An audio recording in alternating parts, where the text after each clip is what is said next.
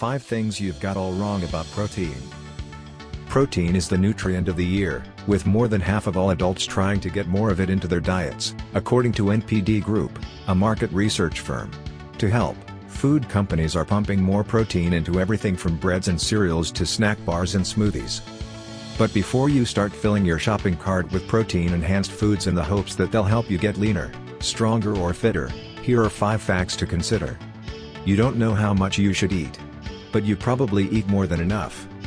While more than half of adults are trying to get more protein in their diets, some 71% say they don't know how much protein they're supposed to eat, according to the NPD Group.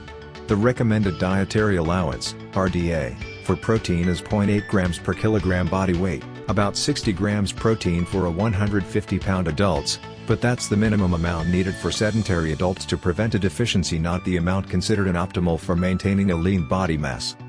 A more optimal goal amount is 1.5 times as much as the RDA, or 1.2 grams protein per kilogram body weight, or about 0.5 grams per pound. If you weigh 200 pounds, that's 100 grams protein per day. The American College of Sports Medicine recommends endurance athletes need 1.2 to 1.4 grams per kilogram, 0.54 to 63 grams per pound, and bodybuilders need 1.6 to 1.7 grams protein per kilogram body weight, 0.72 to 0.77 grams per pound. National nutrition surveillance data show that the men average around 100 grams of protein per day and women eat 68 grams per day, but most active people eat more protein, so it's likely that you already eat enough protein. You're eating protein all wrong. A typical US diet has very little protein at breakfast, adequate amounts at lunch and too much at dinner. In fact, we eat about 3 times as much protein at dinner as we do at our first meal.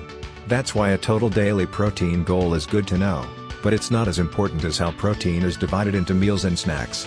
Eating excess protein at one time is essentially wasted, as the body can only utilize the essential amino acids present in about 30 grams of protein. And, if weight loss is what you're after, a protein-rich first meal is the most important to help curb appetite and cravings for carbohydrates throughout the day.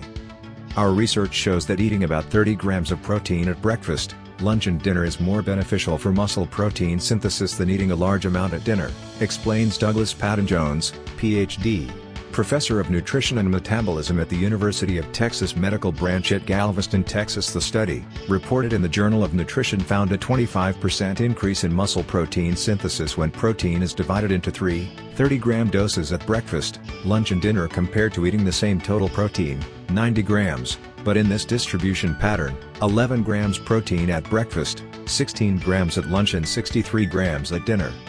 A 30-gram portion of meat, fish or poultry is about 4 ounces, or about the size of an iPhone. A cup of non-fat, plain Greek yogurt or cottage cheese also provide nearly 30 grams of protein. An egg and most 1-ounce servings of nuts contain about 6 grams of protein. Athletes with high energy needs may need an additional 30-gram protein serving before bedtime or during the day. There's number 30-minute anabolic window of opportunity. Despite what you may have heard from your trainer or read in popular articles, research doesn't support the notion that there is a 30-minute window of opportunity to get amino acids from protein to your muscles post-exercise to optimize muscle protein synthesis. In fact, new research shows that the immediacy around protein intake post-exercise for strength athletes is grossly exaggerated.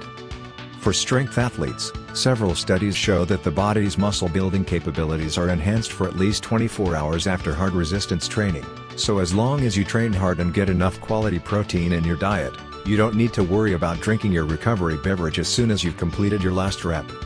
And, according to Patton-Jones, muscle protein synthesis doesn't even turn on for about 30 to 40 minutes after exercise, so as long as you eat 30 grams of high-quality protein within a few hours post-exercise, you'll optimize muscle building.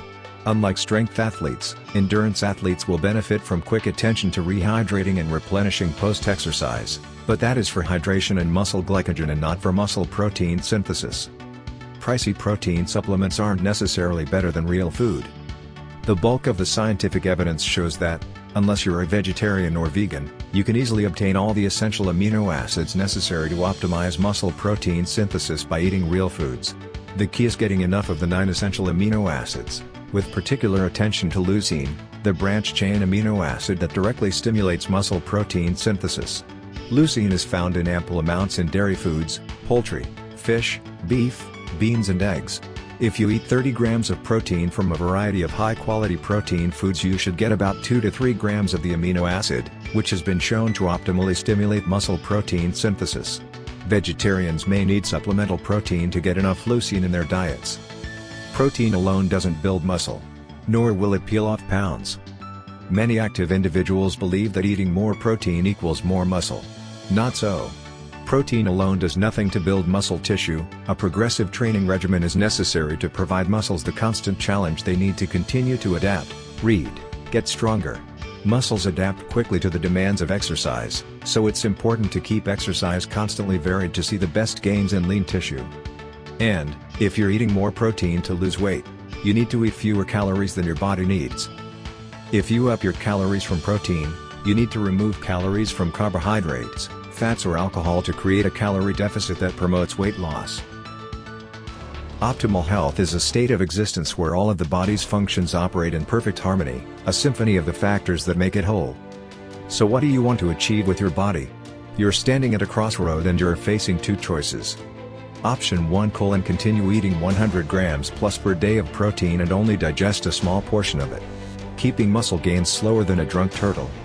Option 2: improve the digestion of protein, and dramatically boost the amino acids in your bloodstream, making it easier to put on muscle than ever before.